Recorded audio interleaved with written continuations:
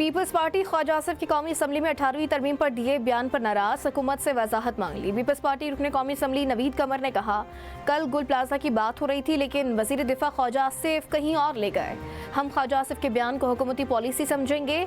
आग से खेलना बंद कर दें। आपको पता नहीं फेडरलिज्म क्या है, लोगों के दिलो दिमाग जीतने हैं तो इनकी नज़र से देखो। वजीर कानून आसिफ नज़ीर तारड़ ने जवाब दिया, नवीद कमर की बातें सर आंखों पर हैं। ये छोटी छोटी बातें हमारी जाती आरा होती हैं।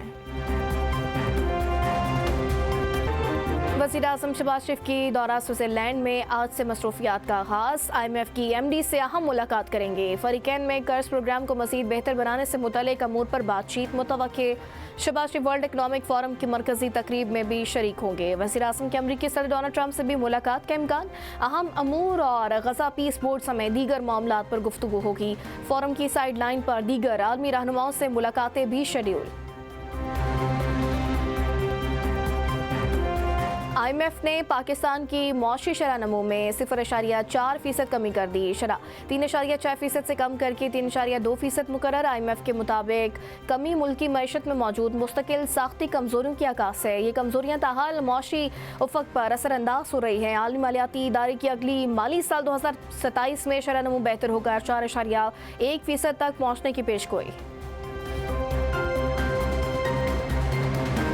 बानी PTI x account case, Islamabad high court को जेल हुकाम। PTA और दीगर फरीकैन के जवाबात मौसूल। दौरान समाअत सलमान अकरम राजा ने कहा, केस फाइल होने के बाद उन्हें बानी PTA से मुलाकात की इजाज़त नहीं दी गई। अदालत ने अदम मुलाकात पर दायर तौहीन अदालत की दरख्वास्त पर एडवोकेट जनरल इस्लामाबाद ऑफिस से तहरीरी जवाब तलब कर लिया। अदालत ने रिमार्क से मुलाकात के हवाले से मुनासिब अहकाम जारी किए जाएंगे।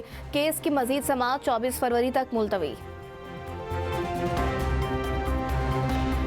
खबरदार, सोशल मीडिया की एक गलत पोस्ट आपको मुल्जिम बना सकती है। National cyber crime investigation agency ने शहरियों को आगाह कर दिया।